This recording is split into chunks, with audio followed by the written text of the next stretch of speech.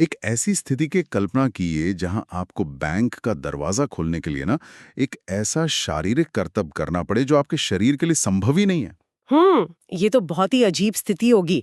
मतलब पैसा आपका है, बैंक के अंदर है, लेकिन आप बस उसे एक बेतुके शर्त की वजह से अंदर नहीं जा सकते। बिल्कुल।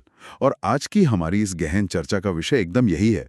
बस फर्क इतना है कि ये दरवाजा ना लकड़ी का नहीं बल्कि डिजिटल है। हम 2025 के उस ऐतिहासिक फैसले प्रज्ञा प्रसून बनाम यूनियन ऑफ इंडिया की गहराई में जाने वाले हैं। हाँ, और ये मामला सिर्फ कुछ कानूनी पन्नों तक सीमित नहीं है। ये दिखाता है कि कैसे हमारी इस नई डिजिटल दुनिया के नियम अनजाने में ही सही समाज के एक बहुत बड़े हिस्से को बाहर कर देते हैं। सही बात है।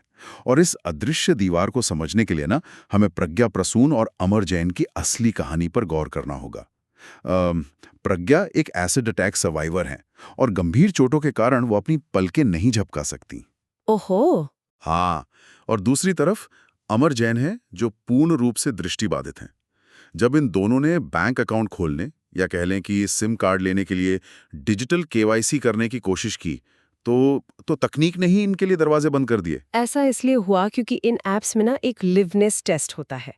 मतलब मशीन ये पक्का करती है कि कैमरे के सामने कोई असली इंसान बैठा है या कोई फोटो है। समझ रहा हूँ। तो इसके लिए ऐप निर्देश देता है कि पलकें झपकाएं या स्क्रीन पर देखकर चेहरा एक खास गोल घेरे में सेट करें। अब आप ही सोचिए, प्रज्ञा के लिए पलकें झपकाना नामुमकिन था और अमर के लिए स्क्रीन देखकर चेहरा अलाइन करना। लेकिन क्या इन ऐप्स में कोई वॉइस ओवर या किसी इंसान से बात करने का विकल्प नहीं था? मतलब तकनीक इतनी एडवांस है। हैरानी की बात यही है कि ऐसा कुछ नहीं था। स्क्रीन पढ़कर सुनाने वाला कोई फीचर नहीं, और वीडियो केवाईसी के दौरान किसी दूसरे इंसान से मदद लेना भी सख्त मना था। अरे बाप रे, ये तो ऐसा है जैसे तकनीक सुविधा देने के बजाय एक अदृश्य दीवार बन गई हो। इन लोगों को तो आधुनिक अर्थव्यवस्था से ही पूरी तरह काट दिया गया। बिल्कुल, एकदम सिस्टम से बाहर। लेकिन एक सवाल उठता है, क्या ये इतने सख्त नियम जानबूझकर किसी को परेशान करने के लिए बनाए गए थे? नहीं, ऐसा नहीं है। असल में इसके पीछे prevention of money laundering act यानी पीएमएलए के बेहद सख्त सुरक्षा नियम थे। अच्छा, पीएमएलए। हाँ, पहचान की चोरी, वित्तीय धोखाधड़ी और टेरर फंडिंग को रोकने के लिए ये लिवनेस चेक अनिवार्य माना गया था। मशीन को ये साबित करना होता था कि सामने बैठा व्यक्ति जिंदा है। तकनीक का सुरक्षा के लिए डिजाइन होना तार्किक है, लेकिन ये डिजाइन तो सीधे तौर पर दिव्यांगजन अधिकार अधिनियम यानी आरपीडब्ल्यूडी और संविधान के अनुच्छेद 21 से टकराता है ना। एकदम सही पकड़ा आपने। अनुच्छेद 21 जो गरिमा के साथ जीने का अधिकार देता है। सुरक्षा अपनी जगह है, लेकिन वो किसी के बुनियादी अधिकार तो नहीं छीन सकती। तो फिर सुप्रीम कोर्ट ने इस टकराव को कैसे सुलझाया? क्योंकि राष्ट्र सुरक्षा और मानवाधिकार जब आमने सामने हो तो संतुलन बनाना बहुत मुश्किल होता है। यहीं पर अदालत का नजरिया बहुत दिलचस्प था। उन्होंने सबसे पहले ना सोशल मॉडल ऑफ डिसेबिलिटी को अपनाया। सोशल मॉडल ये क्या होता है?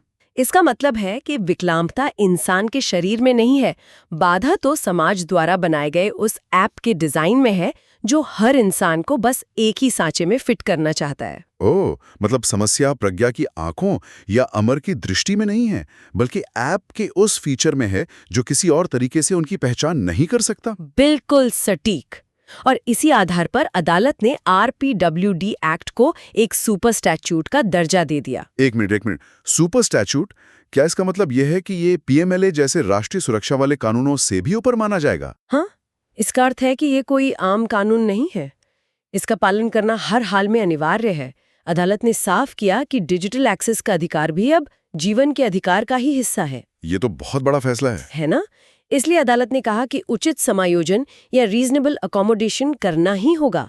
सिस्टम को हर नागरिक के हिसाब से विकल्प देने होंगे। लेकिन यहीं पर मेरे दिमाग में एक व्यवहारिक उलझन आ रही है। अगर हम इस समायोजन के नाम पर नियमों में छूट दे दें तो क्या इससे बैंकों के लिए धोखाधड़ी का जोखिम नहीं बढ़ जाएगा? ये एक जायज चिंता है, और अदालत ने भी इस बात को समझा कि सुरक्षा से समझौता नहीं हो सकता। इसलिए हवाई बातें करने के बजाय उन्होंने 20 बहुत ही सख्त और व्यावहारिक निर्देश जारी किए।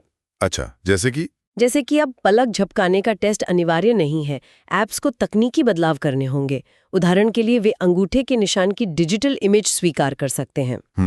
ये व्यावहारिक है। और हर ऐप का एक एक्सेसिबिलिटी ऑडिट अनिवार्य कर दिया गया है। यानी असल दिव्यांग लोग खुद ये जांचेंगे कि ऐप उनके लिए काम कर रहा है या नहीं। लेकिन मान लीजिए अगर फिर भी मशीन किसी कारणवश किसी को रिजेक्ट कर दे, जी, तब क्या होगा? ये इस फैसले का सबसे क्रांतिकारी हिस्सा है, ह्यूमन ओवरराइड। Human override? हाँ, मतलब अगर कोई मशीन या एआई सिस्टम किसी दिव्यांग व्यक्ति की पहचान को खारिज करता है, तो वो अंतिम फैसला नहीं होगा। उसे एक इंसान के पास मैनुअल जांच के लिए अनिवार्य रूप से भेजा जाएगा। अरे वाह, ये वाकई एक जबरदस्त बदलाव है।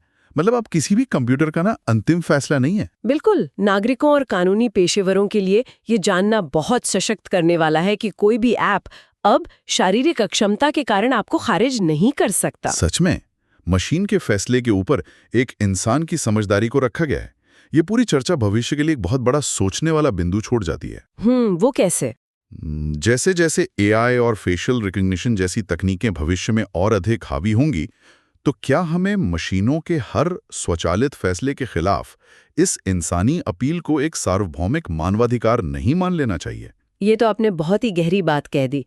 वाकई इस पर विचार करना जरूरी है। बिल्कुल। ये एक ऐसा सवाल है जो आने वाले समय में हमारी डिजिटल दुनिया की दिशा तय करेगा। चलिए, आज की इस चर्चा में इतना ही।